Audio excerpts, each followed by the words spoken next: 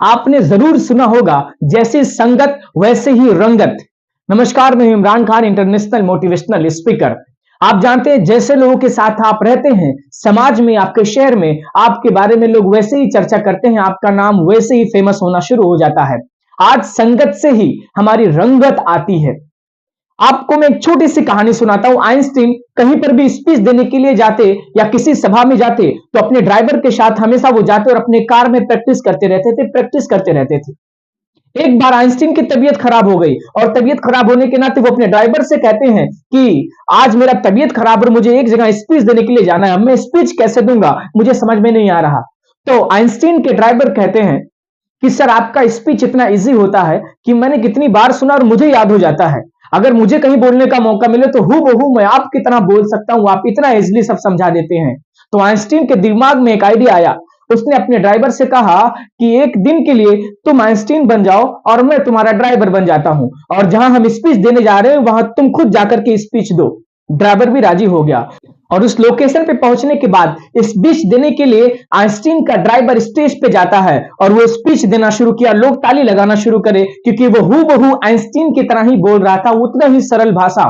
तब तक एक स्टूडेंट ने हाथ उठाया और उसने हाथ उठाकर कठिन प्रश्न कर लिया कि सर, आपका जो थ्योरी है, थ्योरी ऑफ रिलेटिविटी, यानी जो आपने इक्वेशन दिया है E is equal to MC square, इस पे आपका क्या विचार है।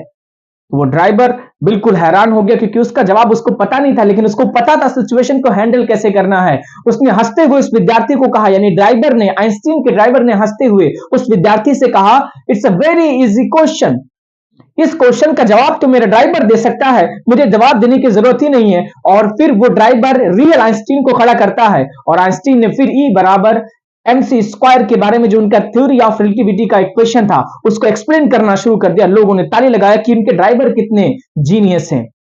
Ladies and gentleman, boys and girls, यकीन मानिए, आप जैसे संगत में रहते हैं आपकी रंगत भी वैसे ही होनी शुरू हो जाती है।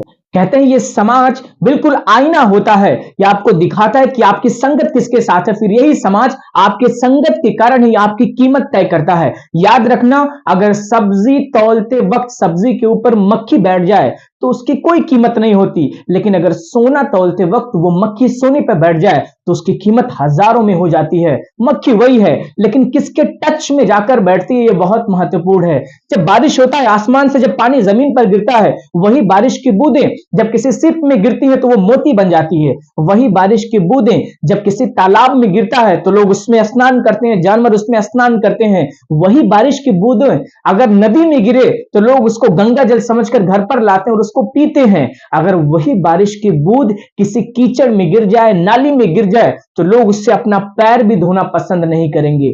बारिश की बूंदें ठीक वही हैं, लेकिन वो किसके संपर्क में जाती हैं, कहां पर गिरती हैं, इससे उनकी कीमत तय होती है। Boys and girls, ladies and gentleman, समाज में आप किसके साथ घूमते हैं, किसके साथ बैठते हैं, किसके साथ यात्रा करते हैं, ये पूरा समाज नोटिस करता है। यकीन मानिए, आप जैसे लोगों के साथ रहेंगे, समाज में आपका स्टेटस भी वैसा ही रहेगा। तो हमेशा अपने संगत को ध्यान में रखिए कि आप किन लोगों के बीच में हैं, क्योंकि जिन लोगों के बीच में आप रहते हैं उन्हीं की तरह धीरे धीरे आप बन जाते हैं। और मैं यकीन से कह सकता हूं कि अगर आप सोने के साथ रहेंगे तो आपकी कीमत सोने के भाव में ही लगेगी, लेकिन अगर आप सब्जी वालों के साथ रहोगे, ऐसे लोगों की जिनकी कोई कीमत नहीं है, कोई वैल्यू नहीं है, कोई इज्जत नहीं है, तो आपका भी वही हाल होने वाला है आने वाले समय में।